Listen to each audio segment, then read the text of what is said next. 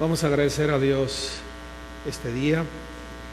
Primeramente, Señor, te queremos dar gracias por los dones que tú les has dado a estos músicos para tocar instrumentos y para con sus voces elevar cantos, himnos y alabanzas a tu santo nombre.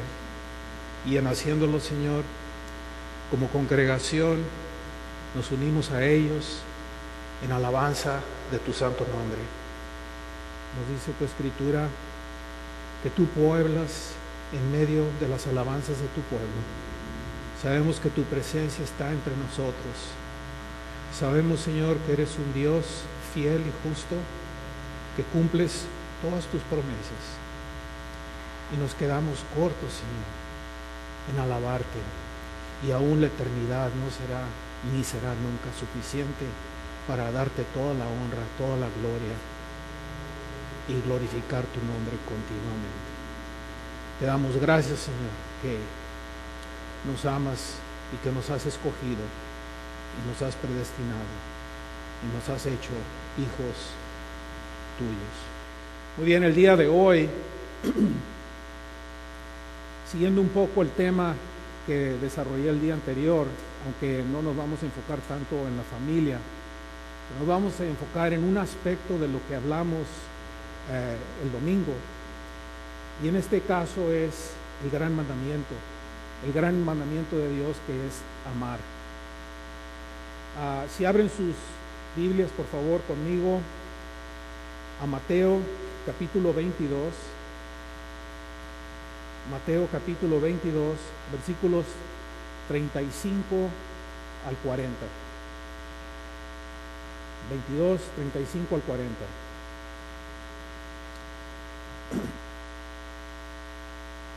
El versículo 35, capítulo 22.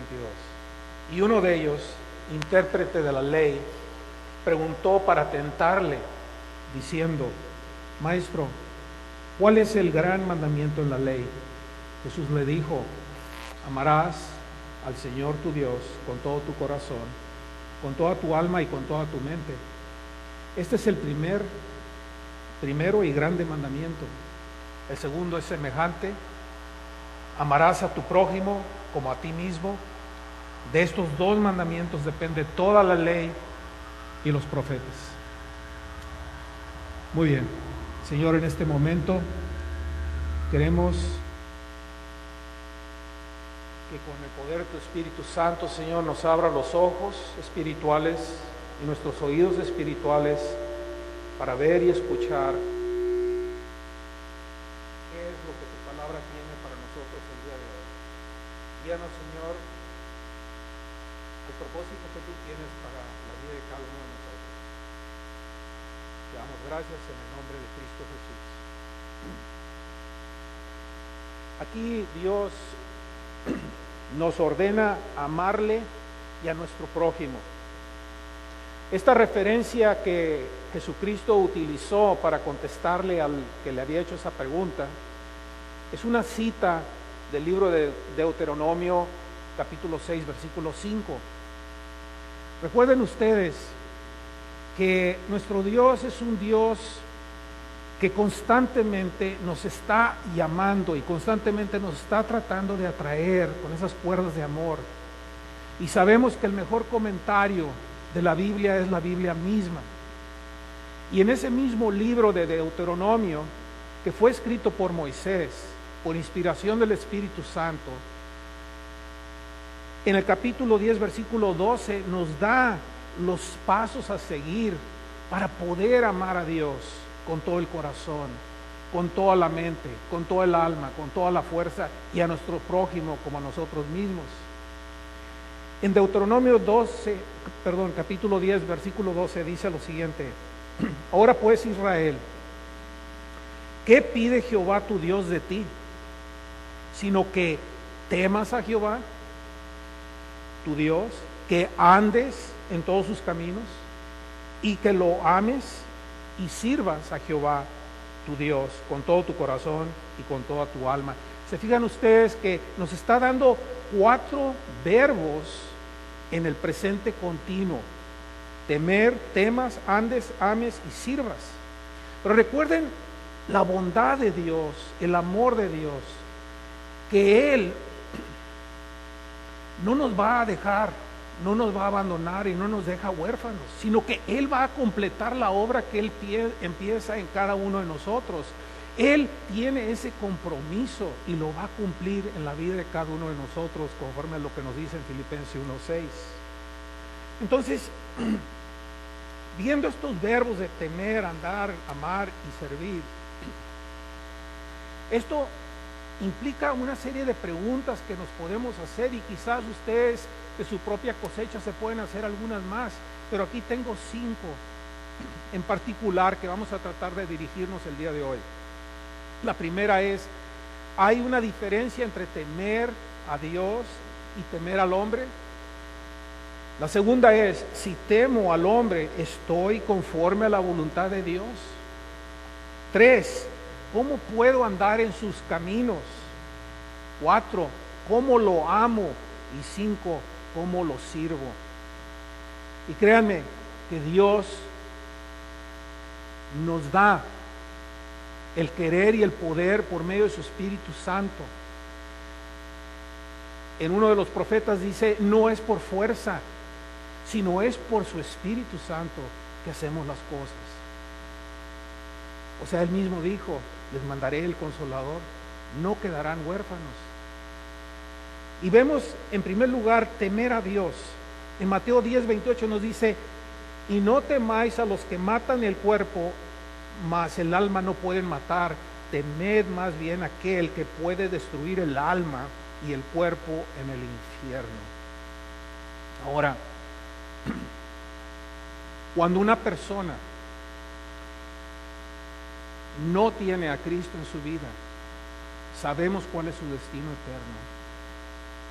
Pero aún nosotros, siendo hijos de Él, debemos de tener un temor de Dios, porque no deja de ser Dios y nosotros no dejamos de ser polvo.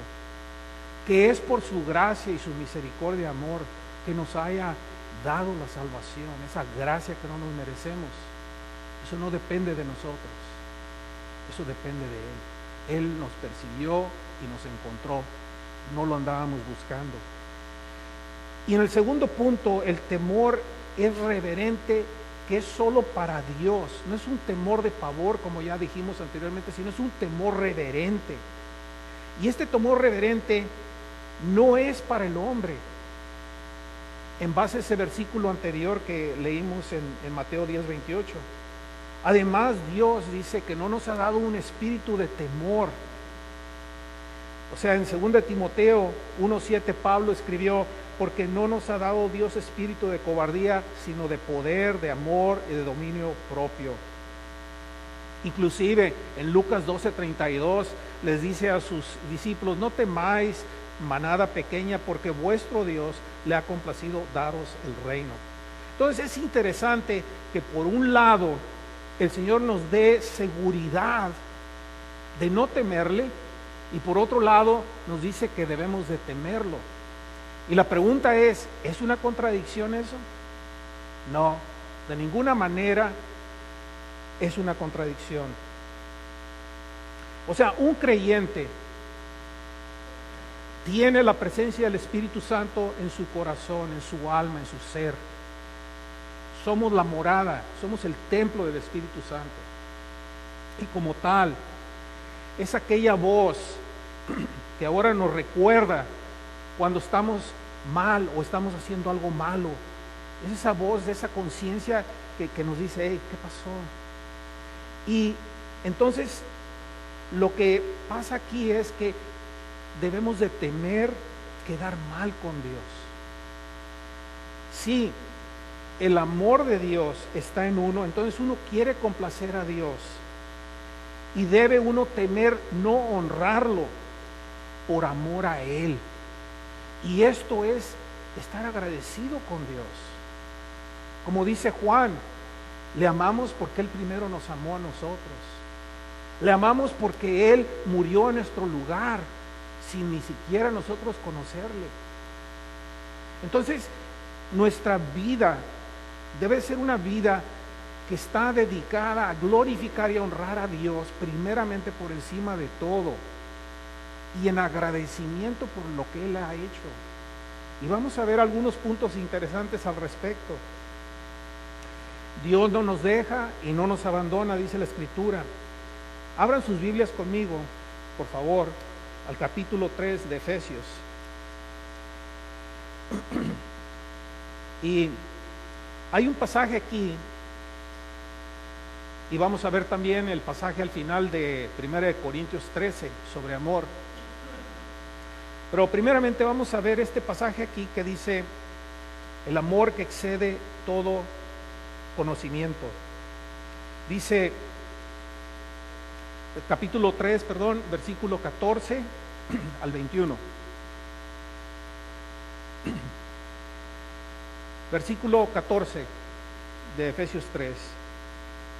Por esta causa doblo mis rodillas ante el Padre de nuestro Señor Jesucristo, de quien toma nombre toda familia en los cielos y en la tierra, para que os dé conforme a las riquezas de su gloria, el ser fortalecidos con poder en el hombre interior por su Espíritu, para que habite Cristo por la fe en vuestros corazones, a fin de que, arraigados y cimentados en amor, seáis plenamente capaces de comprender con todos los santos cuál es la anchura, la longitud, la profundidad y la altura, y de conocer el amor de Cristo que excede todo conocimiento, para que seáis llenos de toda la plenitud de Dios. Y aquel que es poderoso para hacer todas las cosas mucho más abundantemente de lo que pedimos o entendemos, según el poder que actúa en nosotros, a Él sea gloria en la iglesia, en Cristo Jesús, por todas las edades, por los siglos de los siglos. Amén. Este pasaje aquí de Efesios es tremendo, porque vemos el corazón de Dios tratando de llevarnos a nosotros a un conocimiento pleno de Él. Vemos la intención de Dios, que nos da de sus riquezas inagotables, como dice el versículo 16, conforme a las riquezas de su gloria, que son inagotables. No tiene fin las riquezas de Dios. Y luego en el versículo 17 nos dice que habite Cristo en nuestros corazones para ser arraigados y cimentados en amor. Van a ver ustedes que el tema de este amor continuamente se repite en las epístolas, y en especial en el capítulo 4 de Juan, la primera epístola de Juan. Parece como si fuera una abeja que anda dando vueltas y le da vueltas y vueltas y vueltas, y nos da diferentes ángulos del aspecto del amor de Dios, pero aún así no alcanzamos a comprender la anchura, la altura y la longitud de ese gran amor que Dios tiene por nosotros. Vemos pues en el versículo 18 y 19, con el fin de ser capaces de comprender con los santos esa anchura, la longitud, la profundidad y la altura del amor de Cristo, aunque ahí luego dice que excede todo conocimiento humano. Pero ¿saben qué? Nos queda toda la eternidad para conocer ese amor. Es inagotable, es infinito. Él mismo se encarga de hacerlo por nosotros, nos dice el versículo 20. Fíjense el poder que hay en cada uno de nosotros, el Espíritu de Dios. Ese es el poder que tenemos. Y tristemente vivimos como limosneros muchas veces, teniendo lástima de nosotros mismos, encontrando excusas del por qué no, cuando tenemos el tesoro más grande que hay, la presencia de Dios en cada uno de nosotros. Es importante enfocarnos quiénes somos en Cristo, y esta carta de Efesios es tremenda, habla sobre eso. Y finalmente una doxología preciosa que dice: a Él sea gloria en la iglesia, en Cristo Jesús, por todas las edades, por los siglos de los siglos. Amén. O sea que vemos pues que lejos de ser un temor de pavor, lo que Dios nos está presentando es un temor de quedar mal con Él. Tiene que llegar nuestra relación con Él tan íntima que buscamos en esta vida complacerle en todo lo que hacemos y decimos. Y no es fácil. Porque una vez que crucemos la puerta de la eternidad, vamos a estar libres del poder del pecado y de la tentación. Ya no va a existir eso. Lo que ahora es fe será una realidad. Ahora, ¿de qué manera ando en sus caminos? Bueno, es muy sencillo. Ya anteriormente lo tocamos con el versículo 23 del capítulo 9 de Lucas, que dice: se niega a sí mismo, cargar su propia cruz y seguirle. A primera vista esto parecerá sencillo, pero hay que comprender qué es lo que está diciendo ese versículo ahí. Negarse a uno mismo significa morir a sí mismo. Y la pregunta es, bueno, si muero a mí mismo, ¿qué hay después? De mí nada debe haber, sino que Cristo solamente en mí. Como dice Pablo, ya no vivo yo, sino Cristo es el que vive en mí. Eso es negarse a sí mismo, y es difícil, porque desde que nacemos chillando porque tenemos frío o porque nos dieron una nalgada el doctor. Desde ahí empezamos a tratar de manipular a nuestros padres desde que somos bebés. Somos un libro con las páginas en blanco, pero tenemos la misma inteligencia que tenemos ahorita, sin la experiencia que hemos logrado a través de la vida. ¿Y saben qué? Nacemos pecadores y seguimos siendo pecadores y manipuladores. Todos los que sean padres me entenderán. Cargar su cruz, de nuevo, reconocer que Cristo murió por nosotros y ha resucitado, y que en Cristo yo he muerto y he resucitado y ya tengo la vida eterna. No es algo futuro, es ya pertenezco, ya estoy en lugares celestiales sentados, como dice en Efesios. Y vemos pues, por otro lado, que yo tengo a Cristo, que es la esperanza de gloria en mí, y puedo soportar todo lo que la vida me pueda atravesar en mi camino, con la ayuda de Él, por supuesto. Como dice en Filipenses, todo lo puedo con Cristo quien me fortalece, Filipenses 4:13. O sea, se fijan, tenemos que volver siempre a Dios, tenemos que volver siempre a Dios. Y finalmente, solamente hay vida en mí en Cristo, porque Él es el camino, y yo ya no vivo, sino Cristo vive en mí. Ahora, el cuarto punto, y es cómo amar a Dios. Amar a Dios se manifiesta en nuestra acción de obedecerle. Es muy claro, dice en Juan 14:15, si me amáis, guardad mis mandamientos. Se oye muy fácil, ¿verdad? Pero vean ustedes en Juan, el capítulo del amor, capítulo 4, 1 de Juan 4:9 dice: en esto se mostró el amor de Dios para con nosotros, en que Dios envió a su Hijo unigénito al mundo para que vivamos por Él. Se fijan, se vuelve a repetir el tema. Ya no vivo yo, sino vive Cristo en mí, para que vivamos por Él. Y ya no voy a estar viviendo para mí, sino tengo que vivir para Él. Mi vida tiene que estar dedicada a Él. Y yo sé que estará pasando por nuestras mentes, sí, pero este viejito ya va de salida, puede decir eso, pero ¿saben qué? No, todos estamos en el mismo barco. No hay diferencia por la edad. Es simplemente una realidad espiritual que es cuestión de, a través de las experiencias que uno tiene y que va uno madurando espiritualmente y va teniendo uno mayor intimidad con Dios, es como va uno logrando esto. Pues este es el amor a Dios, que guardemos sus mandamientos, y sus mandamientos no son gravosos, nos dice 1 Juan 5:3. Entonces, de la forma que mostramos que amamos a Dios es obedeciéndole. No hay otra. Y sus mandamientos no son gravosos, porque si los analizamos detenidamente, imagínense ustedes, por ejemplo, la tristeza en Estados Unidos, que ahora han obligado a quitar los 10 mandamientos de los edificios públicos de gobierno. Antes en todas las cortes estaban los 10 mandamientos.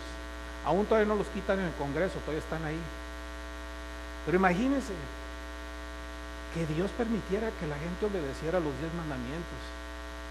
Qué increíble, ¿no? Que no hubiera robos, que no hubiera asesinatos, que no hubiera engaños, envidias, codicias, que en vez de usar el nombre de Dios a diestra y siniestra para fines no apropiados, fuera solamente para glorificarlo. Qué tristeza, ¿verdad?, si la humanidad llegara a eso. ¿Se fijan ustedes? La corriente del mundo siempre va en contra de la voluntad de Dios. Servir. Y este es otro de los puntos que a veces es difícil comprender. Un creyente demuestra su amor por Dios y por su prójimo al servir. Es donde le damos, ahora sí, como dice el dicho en inglés, donde el hule pega el pavimento, donde tiene tracción nuestra fe, donde se muestra el fruto de una realidad espiritual en la vida de cada uno de nosotros. No es nada más del diente para afuera o de la boca para afuera, sino que nuestra fe es una fe activa, es una fe real. Es una fe que está agradecida por lo que Dios ha hecho y que queremos de alguna forma mostrarle a Dios nuestro amor y a nuestro prójimo. Cristo no vino a ser servido, sino vino a servir y encontrar lo que estaba perdido para salvarlo. ¿Cómo, pregúntense ustedes, cómo es posible negarse a cumplir con lo que el Señor requiere de mí y de usted? Porque cuando nos negamos a servir y ayudar, estamos haciendo eso. ¿Cómo puede uno estar solamente observando alrededor sin participar de la obra redentora de Cristo? O se las pongo de una manera más personal. ¿Qué sentiría usted si nunca en su vida hubo alguien que haya compartido el Evangelio con usted para que el Espíritu de Dios, con la palabra de Dios, trajera ese arrepentimiento y convicción en su corazón y entregara su vida a Dios? No se nieguen ustedes el privilegio y la bendición de compartir el Evangelio y de ver gente que verdaderamente se arrepiente y se entrega al Señor y que hay un cambio en sus vidas. Y eso solamente poniéndole pies a nuestra fe y haciéndolo. ¿Dónde estaría usted si alguien nunca hubiera compartido el Evangelio con usted? Uno muestra su gratitud y amor a Dios sirviéndole.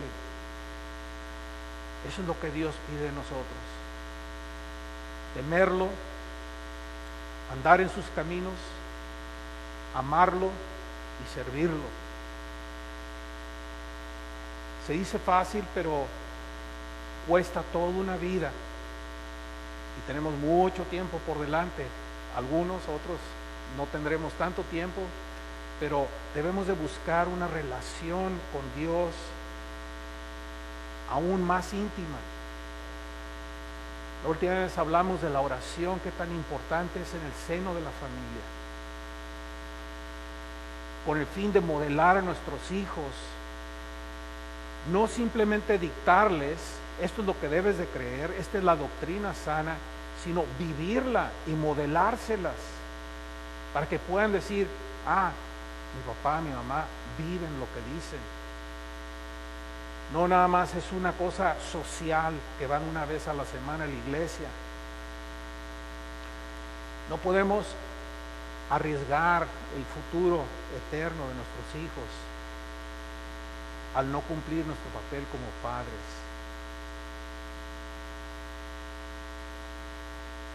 Y esa es la manera como amamos a nuestro prójimo, como amamos a nuestros hijos, al modelarle, ser transparente, ser así como nos comportamos en la iglesia, en la casa también. Ahora, esto tiene gran aplicación en nuestra vida, y una de las mejores descripciones que tenemos la tenemos en 1 Corintios capítulo 13.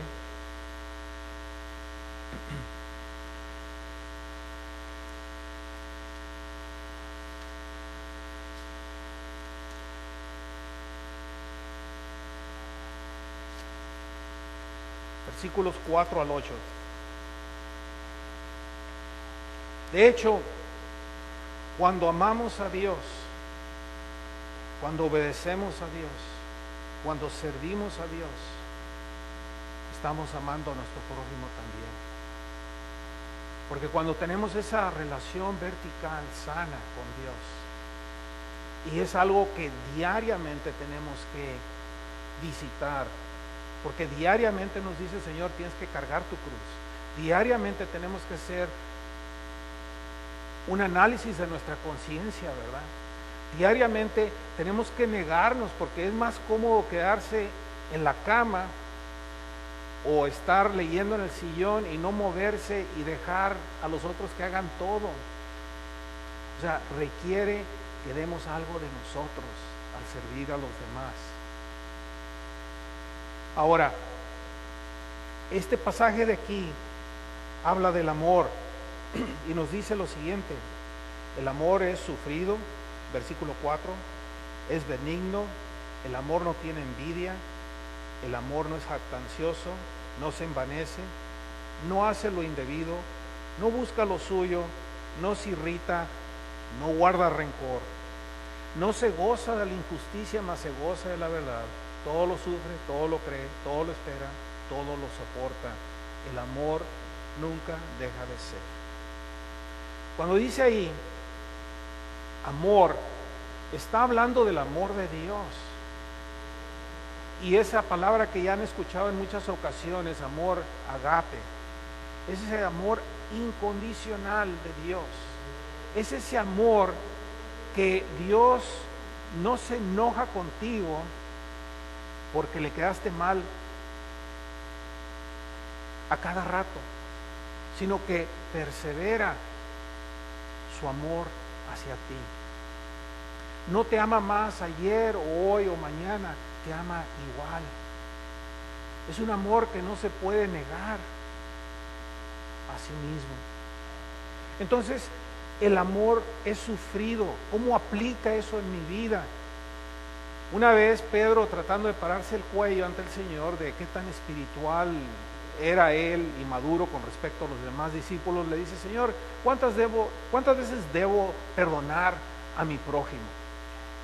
La tradición judía era 3 veces, ¿verdad? 3 veces era más que suficiente, pero Pedro, tratando de pararse el cuello, típicamente Pedro, antes de negar al Señor y después ser reconciliado, dice: 7 veces, Señor. Y el Señor le dice: no, 7 veces 70.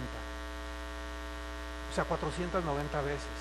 Pero no le estaba dando una cifra por darle una cifra, sino le estaba diciendo: tienes que perdonar porque tienes que perdonar.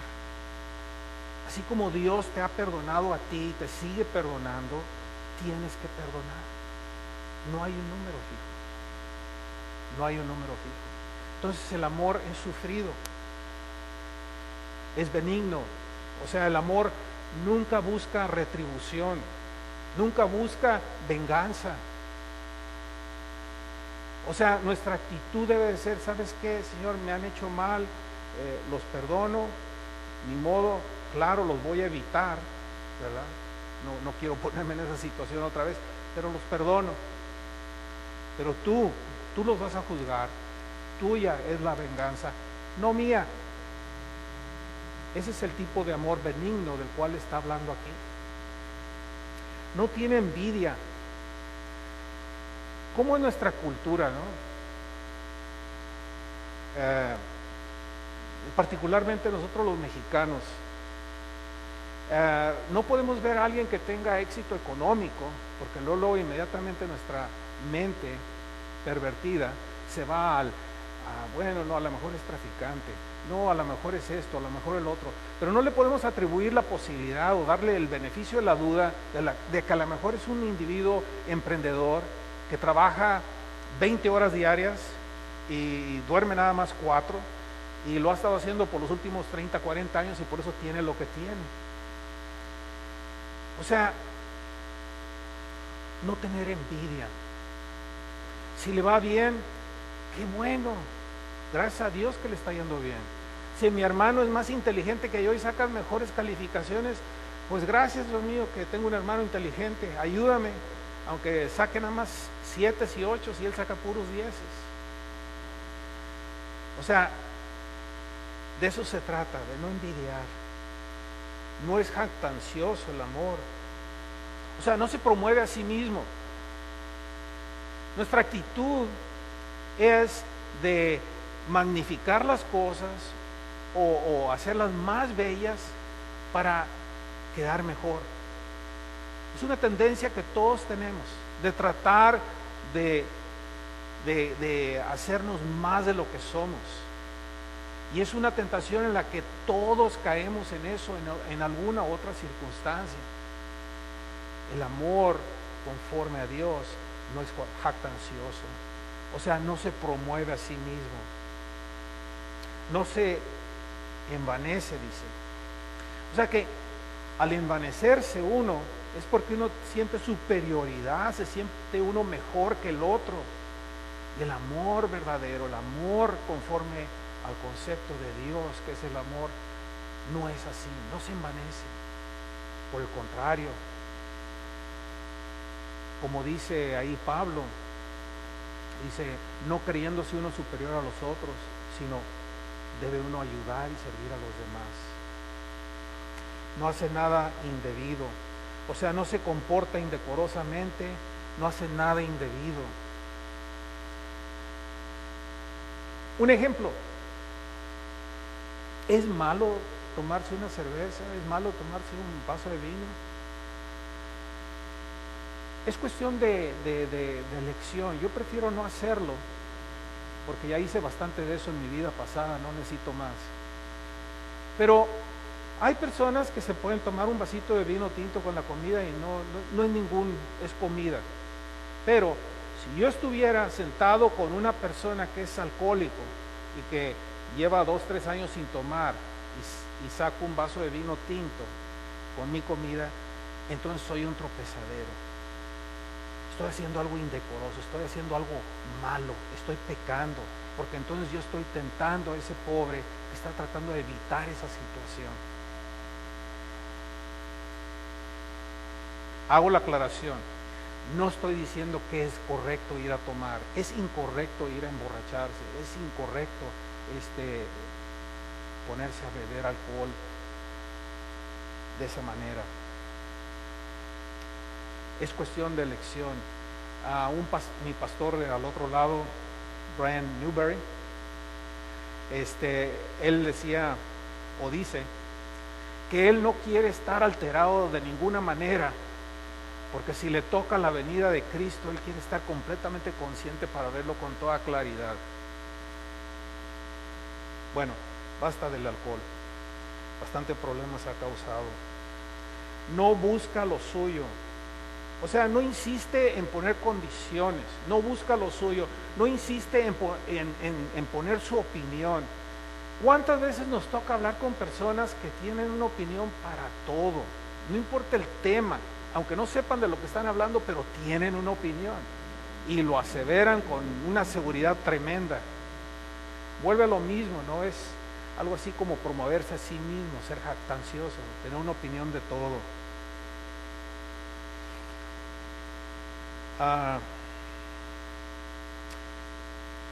No se irrita. Hay traducciones en inglés que dicen no se irrita fácilmente. En la Reina Valera dice no se irrita, punto. Porque es tan contrario a nuestra naturaleza, porque es tan fácil irritarnos en el momento. Pero en esa traducción el rey King James, dijo, avienten la palabrita fácilmente. Yo creo que era medio iracundo el Señor, no sé. Pero embellecieron ahí esa traducción. No se irrita, punto, no se irrita el amor verdadero, el amor de Dios, al cual somos llamados a imitar. No guarda rencor, es transparente, no hay sospechas, no busca lo suyo, ni anda viendo motivos ocultos. ¿Cuántas veces tenemos personas con las que hablamos y se le quedan viendo a uno y le hacen a uno una serie de preguntas sobre lo que uno acaba de decir, como si está uno tratando en clave de dar algún mensaje escondido? Para algunas personas es difícil escuchar algo y verlo transparentemente, porque esa es de la manera que ellos piensan. Y el amor verdadero no hace eso. No guarda rencor, no se goza de injusticia, aun cuando el enemigo está destruido, el enemigo está derrotado, humillado.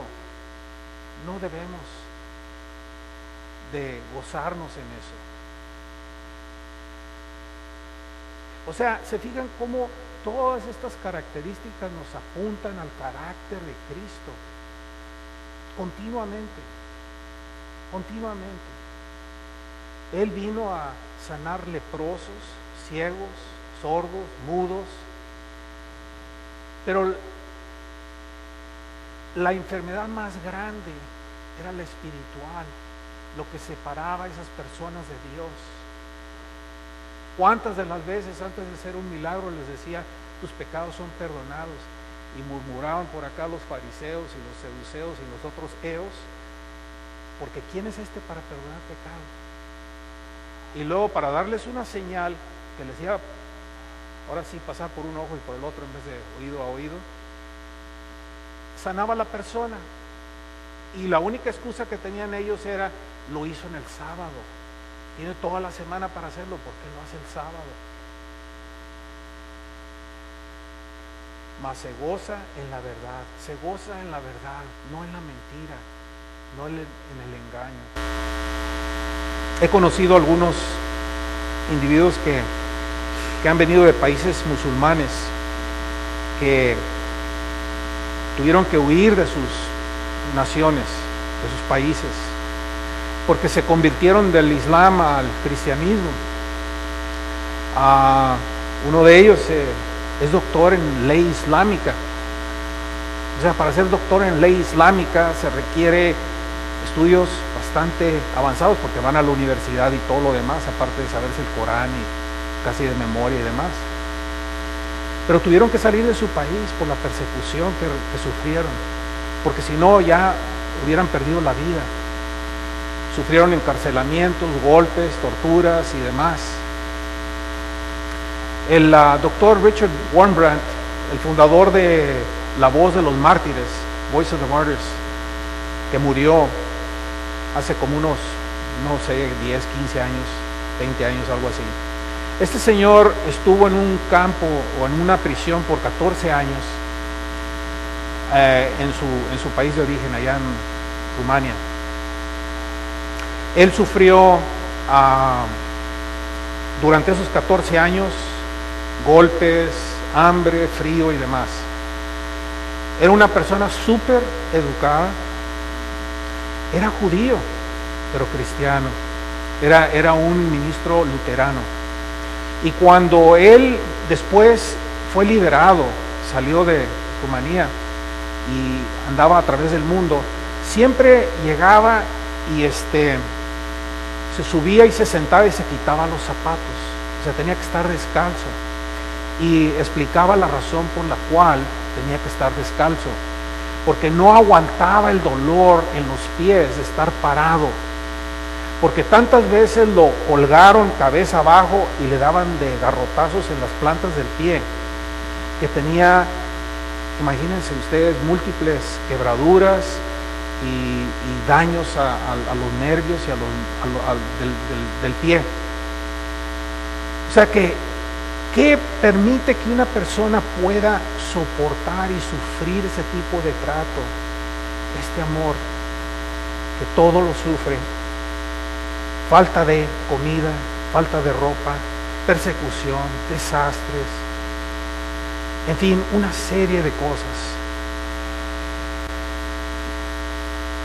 Todo lo cree. Y esto de todo lo cree es concerniente a la palabra de Dios, a las promesas de Dios, no a mitologías, ¿verdad? O sea, no cree en Santo Claus, no cree en el conejito, ¿verdad? Que le pone dinero por la muela al niño, no, sino que todo lo cree concerniente a lo que Dios promete, a lo que Dios dice en su palabra, porque Él es no solamente el camino, sino la verdad. La verdad. Dios es verdadero. Todo lo espera. El amor agape confía en Dios por ser todopoderoso y amoroso. Todo lo espera. Estaba escuchando a un pastor que algunos de ustedes conocen, Alistair Begg, y estaba hablando sobre la oración, cómo él ora. Dice, algún día les voy a describir en más detalle, dice, pero me da pena a veces de qué son las cosas que yo oro con Dios, dice, pero a veces voy manejando, dice, y veo la salida del sol y los colores que hay en el cielo y me quedo maravillado y le doy gracias a Dios por lo que ha creado. Dice, el otro día vi unas vacas preciosas, gordas, contentas, ¿no? Comiendo pasto. Dice, eran unas vacas con manchas blancas y negras y demás. Eran unos animales preciosos. Dice, y se me vino a la mente, al principio Dios creó, y el día en que creó los animales y demás. O sea, Dios es todopoderoso, y por lo tanto tenemos que reconocer lo que Él es y esperar en Él y confiar en Él. Todo lo soporta. La fuerza de este tipo de amor viene de lo alto para poder perseverar en un mundo caído. Este amor que todo lo soporta viene de Dios.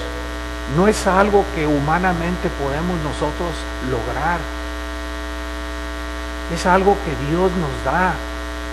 Pero tenemos que estar activamente pidiéndole a Dios más de Él en mi vida, más de su poder en mi vida, más de su amor en mí, más que yo sea como Él. Tenemos que continuamente buscar la presencia de Cristo en nosotros. El amor nunca deja de ser. Muchas cosas dejarán de ser, pero el amor de Dios es para siempre. La fe va a dejar de ser. La ciencia va a dejar de ser. Las profecías van a dejar de ser. Las profecías, y no nada más en el concepto de los profetas del Antiguo Testamento que decían, hey, dentro de 100 años esto va a pasar, o no de predecir el futuro, sino el de exhortar, de alentar y de animar a la gente a acercarse a Dios y acercarse a su palabra y de buscar el rostro de Dios en sus vidas. Eso es profecía. En el cielo no va a haber necesidad de eso, porque vamos a estar cara a cara con Él y seremos como Él es, y ya no veremos a través de un espejo que está opaco, sino con claridad vamos a ver a Dios. Entonces la profecía deja de ser, pero el amor de Dios nunca dejará de ser. La gracia de Dios nunca dejará de ser, porque la gracia de Dios es la que nos va a sostener a través de toda la eternidad. Entonces, en el amar a Dios, ¿cómo mostramos que amamos a Dios si no lo vemos amando a nuestro prójimo? Abran sus Biblias para finalizar aquí en Primera de Juan.